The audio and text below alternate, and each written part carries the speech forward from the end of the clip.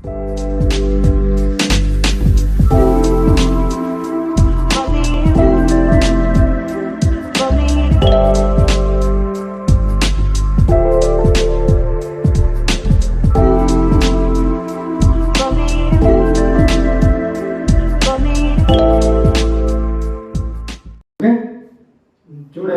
Welcome back to my YouTube channel. फिर से मैं आपको स्वागत करता हूँ और आज मैं क्लास 9th के लिए जो है साइंस का सिलेबस मैं उसे दिखाता हूँ।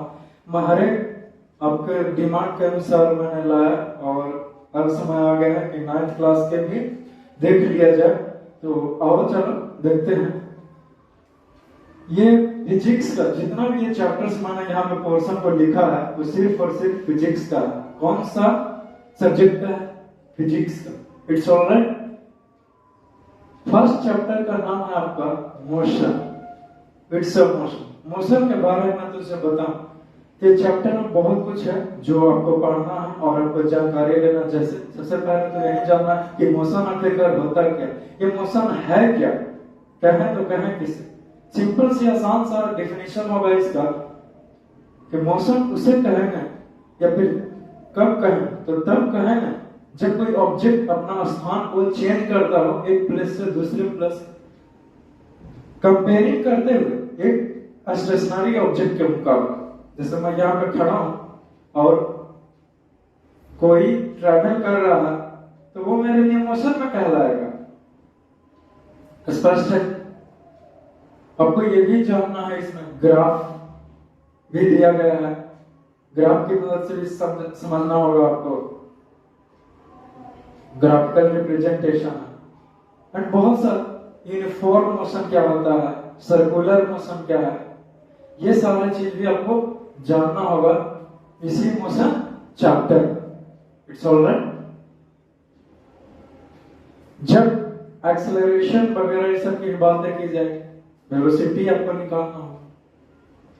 इसी मोशन चैप्टर में बहुत सारे न्यूमेरिकल्स दिए हुए हैं, बहुत सारे प्रॉब्लम है जो कुछ खास है, बर्ड प्रॉब्लम से भी मुश्किल दिया हुआ है। बट ये मोशन चैप्टर का जो क्वेश्चन बनाने वक्त ध्यान देने वाली बातें हैं तो सिर्फ और सिर्फ एक ही बात है, पता है, बता सकते हैं? चलो मैं बताता हूं।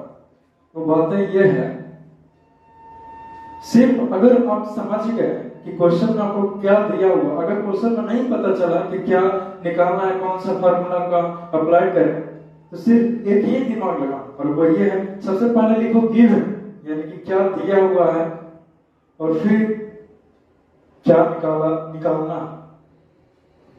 इक्वेशंस ऑफ मोशन दिए हुए हैं, 3 इक्वेशंस ऑफ मोशन, v बराबर u प्लस ft, s बराबर ut plus half at square, v square बराबर u स्क्वायर प्लस 2as, ये सारा दिए हुए हैं। थ्योरी के रूप में भी दिया हुआ। सिर्फ इतना ही नहीं बल्कि graphical representation of equation of motion भी दिया हुआ।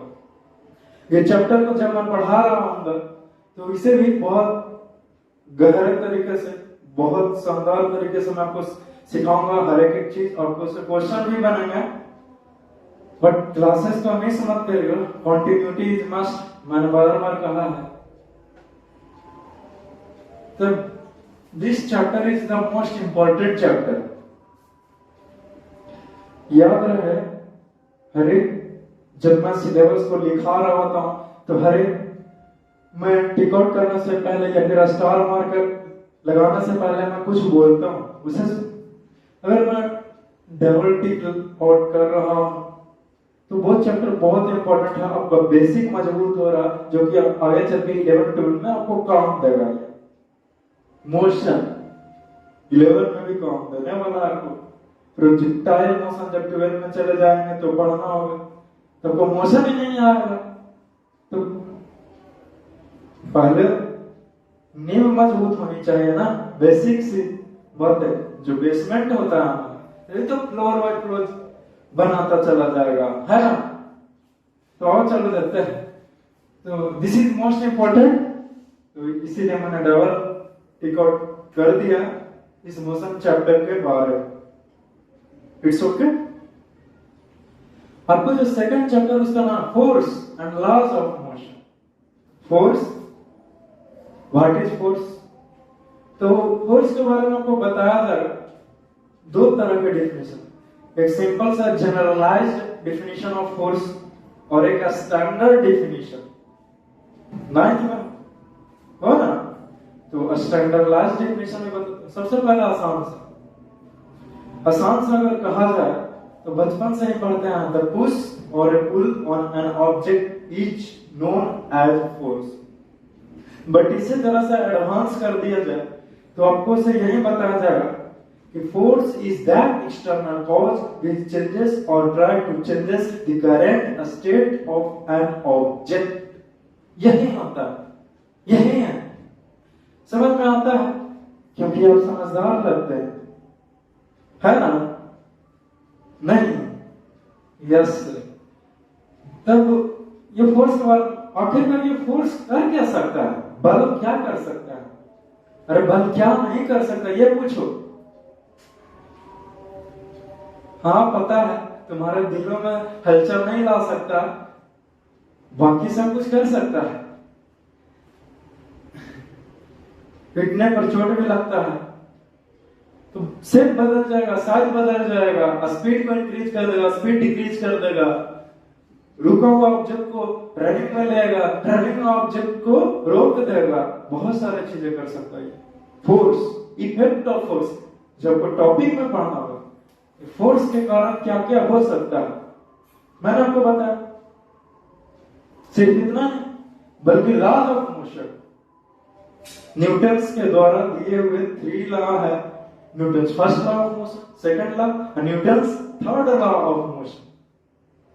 थर्ड लॉ तो फेमस है कि in every reaction there is equal and opposite reaction for every action, है ना जी? तब तो मैं लेकर के आऊंगा जब ये चैप्टर आपके लिए, तो बताऊंगा it's amazing chapter, really wonderful. जितना कहिए उतना कम ही लगता है, और नहीं तो क्या। तब इसे भी ध्यान देने लायक है। जब मैं डबल मार्किंग कर रहा हूं उसे आगे चल के भी आपको काम ही देने वाला है, समझ गए? बट आपके पास पूरे साल का समय होता है, इसीलिए हर एक चैप्टर को इक्वल एंड बराबर मात्रा में पढ़िएगा। बट जब मार्किंग मैंने कर दिया डबल से, वो आगे चल के भी आपको काम नहीं देने वाला। जिसका मतलब ये नहीं हुआ कि जिसमें मैं सिंगल मार्किंग कर उसे नहीं पढ़ना। पूरे साल का समय है और एग्जामिनेशन के समय में भी वैसे चैप्टर से ज्यादा क्वेश्चन सेलेक्ट किया जाता है, समझ गए? अब जो आपका थर्ड चैप्टर है उसका नाम है ग्रेविटेशन। It's gravitation. अब ये ग्रेविटेशन का बहुत ही अलग कॉन्सेप्ट है। जैसे कुछ भी हम फेंकते हैं ये नीचे की ओर आ जाता है, वही आपको बताया जाएगा कि आखिर ऐसा हो क्यों रहा। हम फेंक रहे हैं ऊपर पूरा बल लगा करके, बट ये नीचे हो रहा है, ये अन्याय है, इंसाफ नहीं है ये। तो इसका कारण ग्रेविटेशनल कांस्टेंट क्या होता है यही बताया जाएगा, है ना? बहुत सारे लॉज है, नियम कानून दिए गए इसी ग्रेविटेशन के लिए, तो वो भी आपको बताया जाएगा।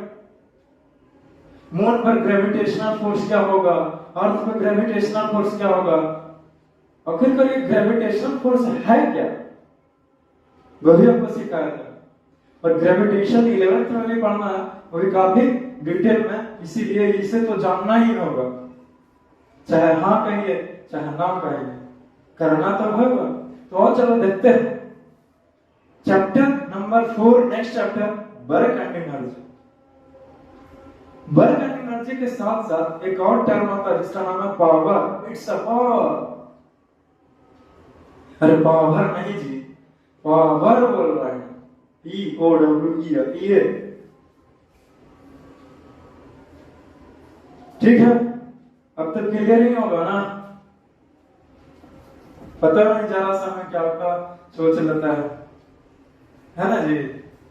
समझाने के लिए बोलेंगे तो बाहर ना जाकर के इधर उधर हो जाएगा ना, यही ना समझू मैं।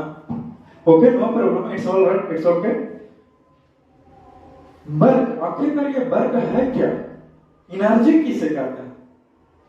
The rate of doing work is called energy. जब द पावर कहें, कॉमर्शियल यूनिट भी दिया गया, किलोवाट पर आवर। ये सारे के सारे आपको सीखना होगा, जानना होगा।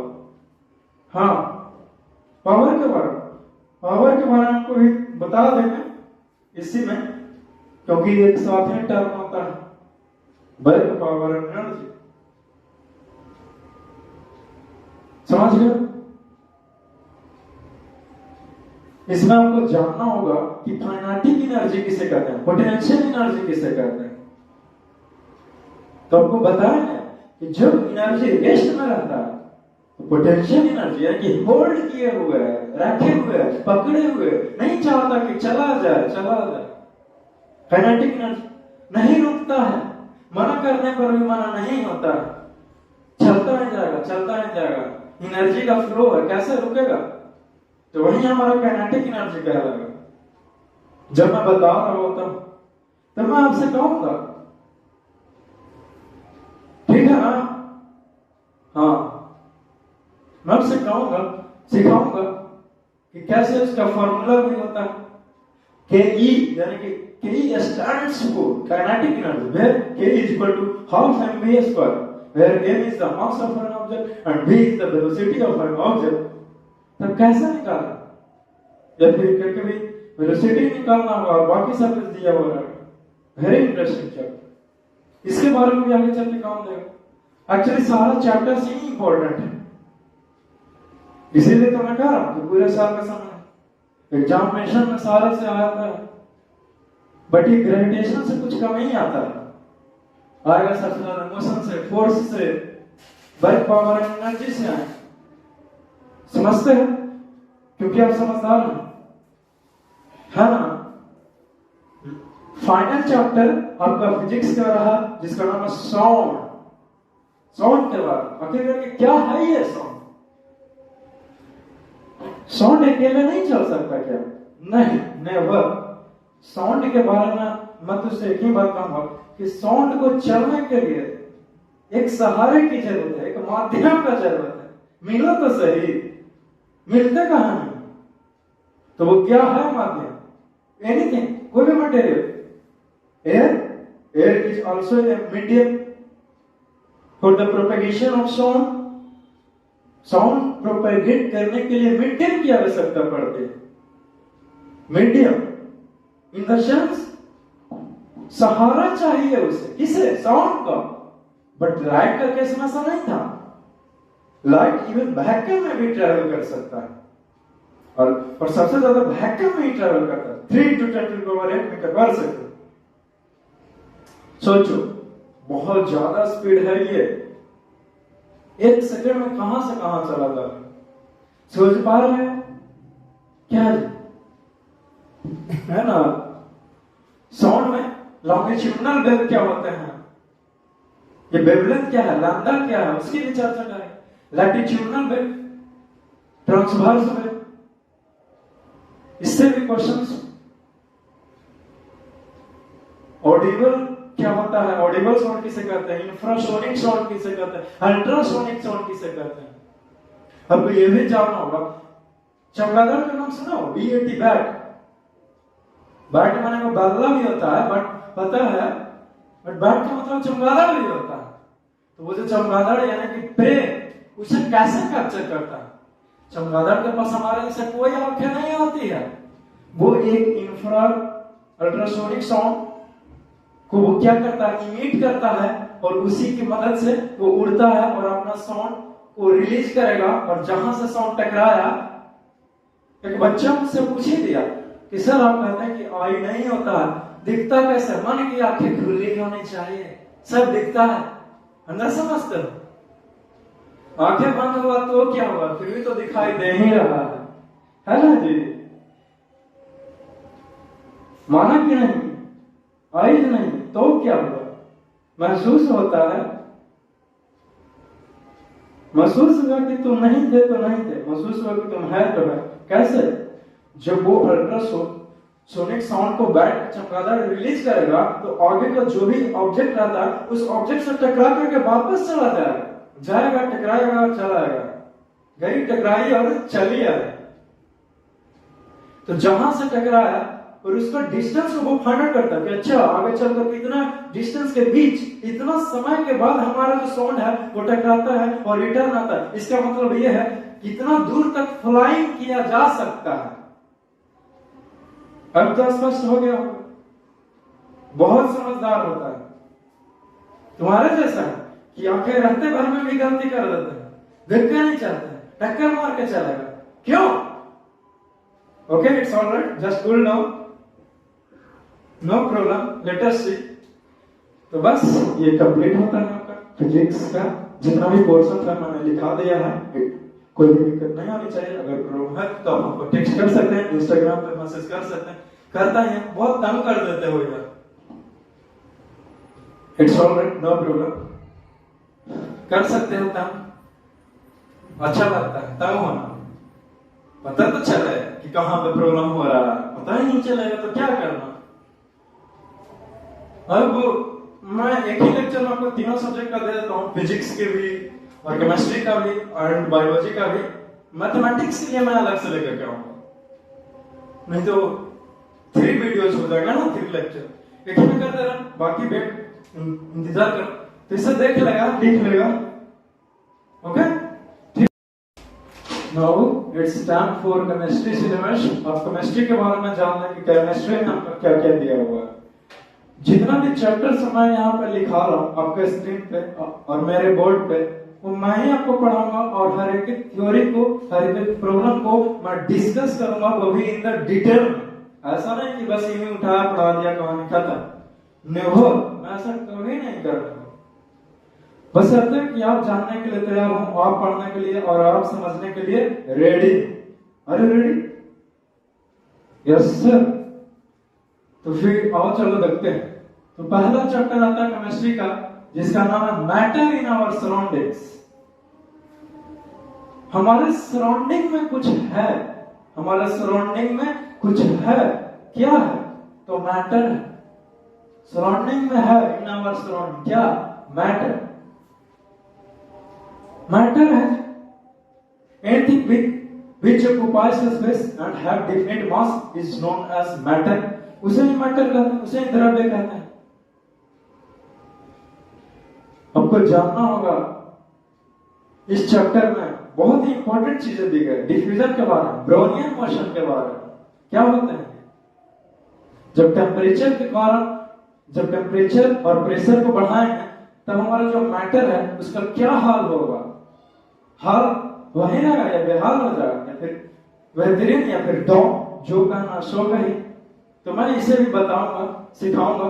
लैटेंट हीट के बारे में जाना, यानी कि गुप्त ऊष्मा, छुपा हुआ ऊष्मा, है ना जी? जैसे कि कैसे तुम्हारे अंदर में गुस्सा आग छुपा हुआ है भर भर के, बट वो बात अलग है कि दिखता नहीं है क्योंकि तुम दिखाना नहीं चाहते, बट है, गुस्सा तो है आपके अंदर, है ना जी? वही तो मैं कह रहा हूं। लैटेंट हीट का हिंदी ही होगा ना गुप्त ऊष्मा, यानी कि पता नहीं चल रहा बट है। फिर सॉलिड लिक्विड गैस के बारे में आपको जानना हो, सीखना हो, ये क्या होता है, इसका क्या कैरेक्टरिस्टिक्स है। प्लाज्मा स्टेट के बारे में जानना होगा, बोस आइंस्टीन कंडेंसेट के बारे में जानना होगा। ठीक, the state of matter is BEC, Bose Einstein condensate. Clear होगा, है ना? तो आपको जानना होगा कि आखिरकार गर्मियों के दिन में हम लोग कॉटन क्लॉथ्स क्यों पहनते हैं, या फिर कभी ये भी नोटिस किया हो कि बहुत ज्यादा धूप चल रही हो और आप जाकर के छत पर या फिर अपने दरवाजे के बाहर अगर वाटर को छिड़काव करते हैं, स्प्रिंकलिंग ऑफ वाटर करते हैं of our surrounding, in our surrounding, तो ठंडा जैसा महसूस होता है। ऐसा क्यों हुआ? कौन सा इफेक्ट के कारण हुआ?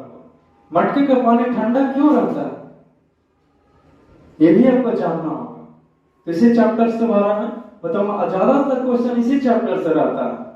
नहीं तो देख लियो उठाकर, जो भी कुछ फेनोमेना हमारे इन्वायरमेंट में घटता है उसके बारे में मैंने कहा ना, वो इसी चैप्टर से आए क्लियर होता है, समझ गए, क्योंकि तुम समझदार लगते हो।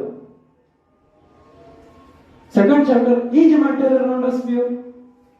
सेकंड चैप्टर का नाम ही है क्या, जो मैटर है, सब्सटेंसेस है हमारे आसपास बहुत सारे, ये भी कुछ भी सब्सटेंसेस, क्या प्योर है कि प्योर नहीं है, इम्प्योर। सब्सटेंस क्या होता है, the purest form of particle is called substance. आखिरकार मिक्सचर क्या होता है, तो दो सब्सटेंस को आपस में मिलावट करेंगे, मिला देंगे तो वो हमारा मिक्सचर कहलाएगा। तो मिक्सचर तो बना लिया पड़े हैं आसानी से, अब उस मिक्सचर को अलग करने का हमको तरीका बताइएगा, अलग कैसे किया जाए, तो वो भी आपको बताया जाएगा कि कैसे सेपरेशन करेंगे, अलगाव कैसे करेंगे। सेंट्रीफ्यूगेशन में मेथड आता है, chromatin network, chromatography, it's a chromatography. वो क्या होता है, तो कलर को सेपरेशन करके देखने के लिए, समझते हो, तो सारा का सारा इसी में डील करना क्लियर होता, बट सिंगल वुड ही मारूंगा इस पर। Chapter 3 atoms and molecules, very interesting chapter. Atoms क्या होते हैं, एटम्स के बारे में पहले कौन कहा, किसने कहा, डाल्टन साहब, जॉन डाल्टन ने कहा कि एटम से छोटा कुछ हो ही नहीं सकता, atom is the smallest particle and cannot be divided into another smaller particle। Atom को तो हम बांट ही नहीं सकते हैं, देख ही नहीं सकते हैं, इंडिविजुअल है, अकेला ही है, इनविजिबल है। बट बहुत सारे साइंटिस्ट हैं, रदरफोर्ड साहब, जिन्होंने कहा नहीं आप गलत बोलते हैं, हम इसे बांट सकते हैं। इलेक्ट्रॉन, प्रोटॉन और न्यूट्रॉन का आविष्कार फाइनली हुआ ना जी, इसी एटम को डिवाइड करके ना, एटम्स को डिवाइड करके। मॉलिक्यूल्स के बारे में जाना कि मॉलिक्यूल क्या होते हैं, मॉलिक्यूलर फार्मूला कैसे निकाला, बहुत सारा चीज 11th में भी जानना होगा इस चैप्टर के बारे में डिटेल कैसे। जब आप अभी से तैयार रहोगे तब ना, 10th में नहीं उतना डिस्कशन है एटम्स और मॉलिक्यूल्स का, लेकिन 9th में, तो बी केयरफुल। आईआईटी के लिए भी इंपॉर्टेंट है, इससे रहता ही है, बट आपका बेसिक मजबूत रहेगा तभी तो 11th में पकड़ बनाएंगे। Final chapter of your chemistry is that structure of atom. Atom तो कह दिया, लेकिन उसका स्ट्रक्चर क्या होगा, अंदर में कैसे वो अपने आप को एक दूसरे को बांधे हुए, पकड़े हुए, जकड़े हुए, कोई तो होगा आखिरकार। हमने कहा सॉलिड, हमने कहा लिक्विड, गैस, उसका इंटरनल स्ट्रक्चर क्या होगा। तो बहुत सारा रदरफोर्ड साहब ने एक्सपेरिमेंट किया इसी प्रोटॉन के लिए, उनका जो शिष्य था उनको लगा दिया, कई दिनों तक देखते रहा, फिर बहुत दिन तक लगी, देखने के बाद पता चला, गए गुरुजी के पास, कहा गुरुजी अरे ये तो गजब हो गया है। कहा क्या होगा, कहा बहुत सारे तो कई दिन से लगातार जा रहा था, लेकिन आज पहली बार हमने देखा कि गया टकराया और चला आया। कहा गया टकराया और चला, हाँ गुरुजी ऐसा नहीं हुआ। तो ये भी दौड़न गए, फिर देखे कि नहीं सही, फिर और नोटिस किया गया, तो कुछ इधर गया कुछ इधर गया, बहुत कम है जो सामने गया और सामने आया।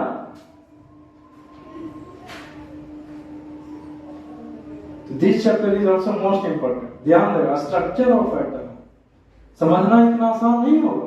तो जब जो भी आपका टीचर्स पढ़ा रहा, मैं तो लेके आऊंगा ही, बट शायद मेरे आते आते आप पढ़ के 9th से निकाल भी जाए, बट रिलैक्स, मैं बहुत सारे सब्जेक्ट पर वर्क करता हूँ, तो कम से कम ये तो आपको दे ही सकता हूँ, इसीलिए मैंने आपको जानकारी इतनी सारी दे रखा है। तो जो भी आपका टीचर्स पढ़ा रहे होंगे, मैं आपसे कहूंगा इस चैप्टर पे खास ध्यान दीजिएगा। ये 3 और 4 बाकी तो आसान समझ जाएगा, बस इसमें ही पकड़ बनाने के। तो आपको बस जो भी केमिस्ट्री का था मैंने आपको लिखा दिया है, बस इतना ही आपको जानना है। 4 ही चैप्टर दिए वहां पे केमिस्ट्री में स्टूडेंट। अब बच गया फाइनल बायोलॉजी का, उसे भी मैं क्लियर कर ही दूं, है ना, उसे क्यों छोड़ना। अब आओ चलो देखते हैं, है ना। तो देखिए सच में बायोलॉजी में मैं यहाँ पे लिखा कर रखा हूँ, मैं एक्सप्लेन करता हूँ बारी बारी से।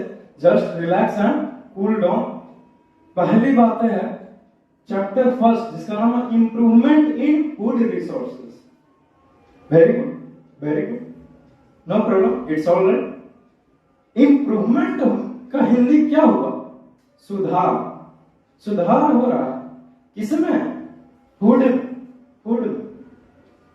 तो यही कहलाएगा इंप्रूवमेंट इन फूड रिसोर्सेज। बच्चों लोग पढ़ा देता है बट यही नहीं पता चलता कि what is improvement in food resource. अगर नहीं पता तो अभी से भी जानो कुछ बिगड़ा नहीं है। पता है क्या? और चलो देखते हैं। तो मैं तुझसे ये कहता हूं कि जब ये प्रश्न करेगा तुम सिंपल से कहना कि जो पहले का जो फूड था और अब का जो फूड में इनहांसमेंट कर दिया, यानी कि पहले कद्दू इतना सा होता अब इतना सा होता है, करेला इतना बड़ा अब इतना बड़ा होता है, भिंडी इतना सा होता था अब इतना बड़ा होता है। ये सब क्या हो रहा है? हाइब्रिडाइज का जमाना आ गया, यानी कि बड़े बड़ा तो फूड में इंप्रूवमेंट ही तो हो रहा है। पता चल गया ना इंप्रूवमेंट इन फूड रिसोर्सेज क्या है? तो सस्टेनेबल एग्रीकल्चर सारा का सारा आपको बताया जाए कि कैसे कम फील्ड होते हुए भी उसमें बहुत ज्यादा उत्पादन कैसे कर सकते हैं। क्रॉप रोटेशन क्या होता है, इंटर क्रॉपिंग क्या होता है, मिक्स्ड फार्मिंग क्या होता है, इंटीग्रेटेड फार्मिंग क्या होता है, पिसिकल्चर क्या होता है, एपीकल्चर क्या होता है। बहुत सारा रिवोल्यूशन दिया हुआ है। व्हाइट रिवोल्यूशन क्या हुआ, गोल्डन रिवोल्यूशन क्या हुआ, येलो रिवोल्यूशन क्या हुआ, व्हाइट, ये सब जानना है। तो स्वामीनाथन करके जो पहला साइंटिस्ट था उन्होंने कहा कि नहीं, अब ऐसे दिन नहीं जाने वाला, हमें फूड में क्या करना चाहिए? तो परिवर्तन करना चाहिए। गोल्डन राइस एक फिल्म भी आया था गोल्डन राइस पे, जो साउथ का हीरो है उन्होंने बनाया। मैं नाम नहीं लेना चाहता, बाकी तो सब देखते हैं हम, बाकी तो समझदार वो यही सारा आगे। पोल्ट्री फार्म या फिर पोल्ट्री फार्म मैनेजमेंट, आखिरकार कैसे मुर्गी पालन करके कैसे गुजारा किया जाता है, उससे कैसे फूड को, अगर पोल्ट्री फार्मिंग किया जा रहा है तो उससे ये भी तो मिल रहा है, एक बर्ड्स,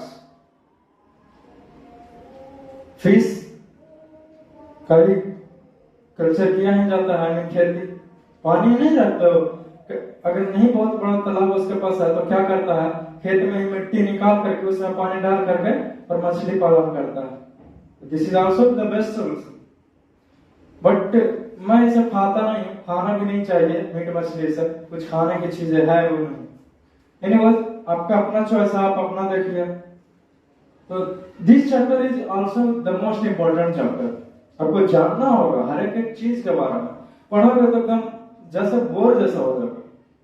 बट रिलैक्स, मैं हूं ही आपको आपके परेशानियों को दूर करने के लिए। जो नेक्स्ट चैप्टर सेकंड, इसका नाम है the fundamental unit of life, each core cell cell cell. आखिर हमारे जीवन का आधार क्या है, कहां से जीवन शुरुआत हुई? तो कहा जाता है कि जीवन का जो शुरुआत हुआ वो एक सेल से हुआ, एक सूक्ष्म सा छोटा सा सेल से हुआ। क्लियर है ना? हाँ, सेल से, छोटा सा सेल से। वहीं से हम लोग सिंगल सेल, पहले सिंगल सेल थे। और वैसे भी जब यूटेरस में बच्चा रहता है मां के गर्भ में, तो वो एक सिंगल सेल ही रहता है। जाइगोट याद कीजिए, पढ़ो, zygote is single cell, single cell नहीं तो है। फिर एम्ब्रियो बनता है, फिर फ्यूटस बनेगा, फिर ये होगा, फिर फाइनली बेबी का निर्माण होता है, फिर डिलीवरी होता है उसका। तो पहले सिंगल सेल था। आपको सारे बात जाना बताया जाएगा। रॉबर्ट हुक साहब ने सेल को डिस्कवर किया इन द 1665 में। अपना एक सेल डिजाइंड माइक्रोस्कोप के अंदर देखा तो पाया कि जो सेल है वो एक नेटवर्क के लायक है, honeycomb, just like a honeycomb, मधुमक्खी के छत्ता के आकार जैसा, और जिसके अंदर में छोटा छोटा छेद है, लिटिल कंपार्टमेंट्स में, चैम्बर में बटा हुआ। जाली नहीं देखा है, मच्छरदानी जी, हाँ, mosquito net, just like that, उसी के आकार पे जैसे। समझ गए? और भी बहुत सारी चीजें हैं। गोल्जी apparatus क्या होता है, ये सारे भी जाना। लाइसोसोम क्या होता है, राइबोसोम क्या होता है, न्यूक्लिक एसिड के बारे में जाना, कुछ कुछ डीएनए की भी चर्चा की हुई है। क्रोमैटिन नेटवर्क क्या होता है तो जानेगा ये सेल के बारे में। Final chapter is the tissues, parenchyma, collenchyma, ये सब क्या होते हैं आपको जानना होगा। इसी में सेल डिफरेंशिएशन के बारे में जानना होगा। तो tissue chapter is the most important chapter. ये सेल का ही स्पेशलाइज्ड फॉर्म है, ये टिश्यू इनहांस हो गया। सेल से टिश्यू, टिश्यू से ऑर्गन, ऑर्गन सिस्टम से ऑर्गेनेलिस का निर्माण होता है, और फाइनली पूरे सिस्टम का निर्माण हो जाता है। क्लियर है? अरे getting my point, getting my point. जो नेक्स्ट चैप्टर 4, उसका नाम है diversity in living organism. Diversity in living organism. जब आप डाइवर्सिटी इन लिविंग ऑर्गेनिज्म को पढ़िएगा तो एकदम लगेगा क्या ही मैं पढ़ रहा हूं, बोरियत तो लगेगी। तो जानना है प्लेटिहेल्मिन्थेस, इकानोडर्माटा, एंथ्रोपोडा, एनिलिडा, ये सब आपको जानना है। एकदम पूरे के पूरे फाइलम, किंगडम, क्लास, एनिमलिया, ये सब को सब जानना है कि जो हमारा रेप्टाइल्स है, जो रेंगता है, जैसे जमीन पर रेंग के चलने वाला सांप वगैरह अर्थवॉर्म, ये सब कौन से ग्रुप में आते तो रेप्टाइल्स कहलाएंगे। हम लोग हैं चलते हैं, हम लोग मैमल्स में कहलाएंगे। ये सारे के जानकारी आपको दिया। एंजियोस्पर्म, जिम्नोस्पर्म, ये सब क्या होते हैं ये सब जानना है आपको। इसी डाइवर्सिटी इन लिविंग ऑर्गेनिज्म, इसका मतलब क्या हुआ? इसका मतलब हुआ विभिन्नताएं हैं, किसमें है तो लिविंग ऑर्गेनिज्म में, जो जिंदा है, जीवित है, उसमें है विभिन्नता। तो कैसे पढ़ेंगे? इतने सारे लाखों करोड़ों के आबादी में ऑर्गेनिज्म से जी, उसको कैसे जानेंगे? तो एक क्लास वाइज क्लास दे दे। जैसे कैसे तुम लोग 7th क्लास में हो, 9th में, अभी 9th में हो ना जी, तो कैसे हो 9th में एक जैसे बैठे हो, क्लास में भी बैठते हो, है ना?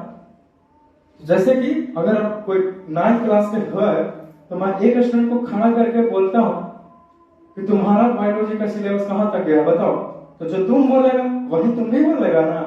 हाँ, तब ठीक वही हिसाब किताब। अब एक एक करके कौन जानेगा? तो इसीलिए फाइलम में बांट दिया। अभी बोला प्लेटिहेल्मिन्थेस, इकानोडर्माटा, कोरडोटा, ये सारे के सारे जानना। तो इसे ध्यान से पढ़िएगा तभी समझ में आएगा, नहीं तो नहीं समझ में आएगा। चैप्टर हार्ड है। चैप्टर 5 जिसका नाम है व्हाई डू वी फॉल। हम लोग बीमार पड़े तो पड़े क्यों? क्यों पड़ते हैं बीमार? व्हाई डू वी फॉल, क्यों बीमार पड़ गए? कारण है बहुत सारा। हमारे शरीर में वायरस अटैक कर दिया, कंटामिनेटेड फूड खा लिया, बासी भोजन कर लिया, सारा डायलॉग मार दिया। आपको कोई समझाया अरे खाने से पहले फल धो के खाते हैं, लेकिन तुम क्या कहोगे? कह सर फल क्या धोना, मुंह धो के लाया हूं ना, आप निकालिए तो सही। खा लिए, अब उसमें बहुत देर से रखा हुआ था, ओपन कंटेनर था, उसमें ऑर्गेनिज्म बैठा, वायरस बैठा, तुम्हारे शरीर में गया, वायरस वही है। वो खतरनाक चीज है कि तुमको ड्राइवर के सीट पर से हटा देगा और अपना स्टीयरिंग ले लेगा, अपने घुमाने लगेगा, तुम्हारा पूरा बॉडी का कंट्रोल करने लगेगा।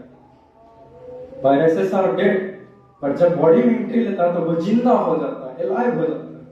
मलेरिया के बारे में जानना है, एड्स के बारे में जानना है, which is caused by ये virus named HIV virus, hepatitis B, ये सब के बारे में जानना है, कोलरा, हैजा, ये सब जानना है बीमारी के बारे में।